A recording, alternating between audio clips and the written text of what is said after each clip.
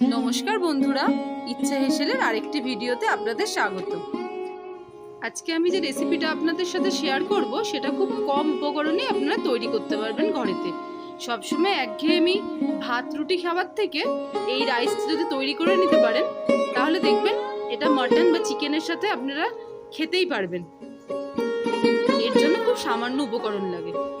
কিছুটা বাসমতি চাল, যেটা আমার বাড়িতেই ছিল, সেটাই আমি ভিজিয়ে দিয়েছিলাম প্রায় ঘন্টাখানেকের জন্য। আর সামান্য একটু কুচি করা চিকেন, তার সাথে লেগেছিল কিছুটা সয়াবিন, দুটো ডিম, একটু কুচি করা রসুন ও কিছুটা কাঁচা লঙ্কা কুচি। এইবার আসছি ম্যারিনেশনের পালায়। এই যে ছোট ছোট করা চিকেনগুলো ছিল সেটা আমি আদা রসুন আর কাঁচা লঙ্কার পেস্ট দিয়ে দিয়েছি তার মধ্যে। তারপর সামান্য পরিমাণ নুন, কিছুটা গোলমরিচ গুঁড়ো, কিছুটা ভিনিগার 1 চামচ ছোট চামচের, আর তার সাথে 1 চামচ সয়া সস দিয়ে ভালো করে মিক্সিংটা করে নিয়েছিলাম।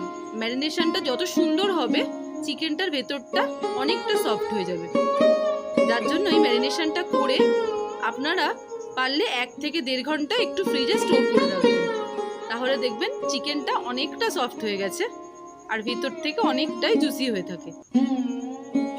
সব মশলার উপকরণগুলো দিয়ে আমি ভালো করে ম্যারিনেশনটা করে নিলাম, যাতে প্রতিটা চিকেনের সাথেই গুলো ভালোভাবে মিশে যায়। এবার সয়াবিনগুলোকে নিয়ে আমি সেম পদ্ধতিতে ম্যারিনেশন করে নেব।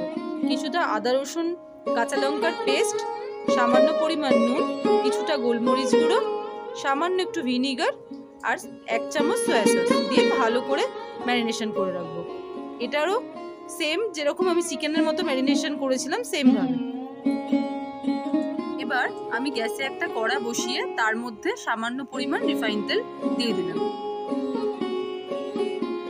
তেলটা ভালো করে যখন গরম হয়ে যাবে তার মধ্যে ম্যারিনেশন করা চিকেনটা আমি দিয়ে দিলাম। দিয়ে ভালোভাবে এটাকে কুক করতে হবে। একটু হালকা আছে ভালো করে সময় নিয়ে কুক করলে চিকেনটা অনেকটাই সফট থাকবে আর ভেতর থেকে এটা তৈরিও হয়ে যাবে। দেখুন আমি বেশ কিছুটা টাইম নিয়ে এটা তৈরি করছিলাম। মাঝে মাঝে একটু ঢাকা চাপা দিয়েও রাখলে এটা বেশ নরম হয়ে যাবে। এটা যখন শুকনো শুকনো হয়ে আসবে, গ্রেভিটা একদম টেনে নেবে কড়াই থেকে, আমি তখন নামিয়ে নেব। এরপর আবার কড়াইতে আমি সামান্য পরিমাণ রিফাইন তেল অ্যাড করে দেব। দিয়ে যেই সয়াবিনটা আমি ম্যারিনেট করে রেখেছিলাম সেটা এবার দিয়ে দেবো। দিয়ে আবার ভালো করে নাড়াচাড়া করে এর গ্রেভিটাও একটু শুকিয়ে নিতে হবে। ব্যাস, যে একটু শুকনো হয়ে যাবে তুলে নিলাম ওভেন থেকে।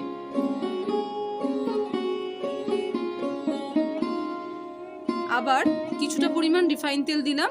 দিয়ে আমি দুটো ডিম ভালো করে নুন দিয়ে ফেটিয়ে রেখে দিয়েছিলাম, সেটা কড়াইতে দিয়ে ভালো করে ভুজিয়া টাইপের করে নিলাম।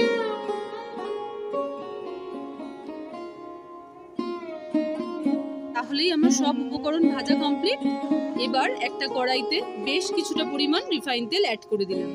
এবার তেলটা গরম হয়ে আসলে তার মধ্যে কিছু গোটা গরম মশলা ফোড়ন হিসাবে দিয়ে দিলাম। এটার মধ্যে ছিল এলাচ আর দারচিনি।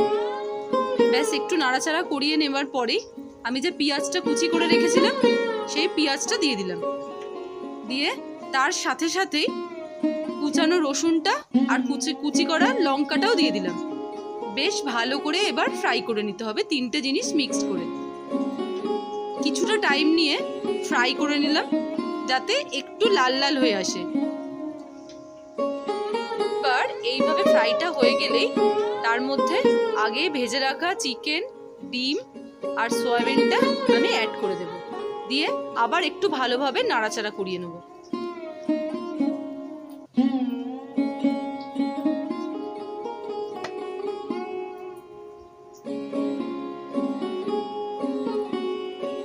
এই সময় যদি প্রয়োজন হয় কিছুটা পরিমাণ নুন অ্যাড করতে হবে। আমি যেমন প্রথমে সয়া সস ছিল বলে নুনটা অল্প দিয়েছিলাম, এই অবস্থায় আমি একটু নুন অ্যাড করে দেব সামান্য পরিমাণ। আর আপনাদের ভাতের কোয়ান্টিটি হিসাবে নুন আর চিনিটা অ্যাড করবেন। আর সামান্য একটু গরম মশলা গুঁড়ো,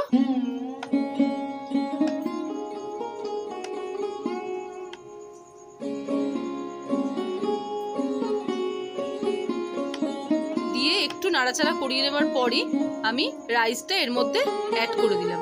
আমি এখানে দুজনের মতো রাইস করেছিলাম। এবার আপনারা যেরকম পরিমাণ মতো করবেন সেই হিসাবে নুন, চিনি বা আদার্স মশলাগুলো অ্যাড করবেন। ব্যাস, এবার ভালো করে নাড়াচাড়া করে নিলেই রেডি এগ সোয়া চিকেন ফ্রাইড রাইস। একবার বাড়িতে করে দেখবেন, খুব টেস্টি হয় এটা খেতে, আর খুব কম উপকরণ লাগে এতে। মোটামুটি এইটা যা লাগে তা আমাদের সবাইকার বাড়িতেই সাধারণত অ্যাভেলেবেল থাকেই। ব্যাস, আমি তো গেলাম খেতে। আপনারা কিন্তু লাইক অ্যান্ড সাবস্ক্রাইব না করে যাবেন না। এরকম কম উপকরণে ঘরোয়া রান্নার জন্য আমার চ্যানেলটা প্লিজ সাবস্ক্রাইব করে দেবেন।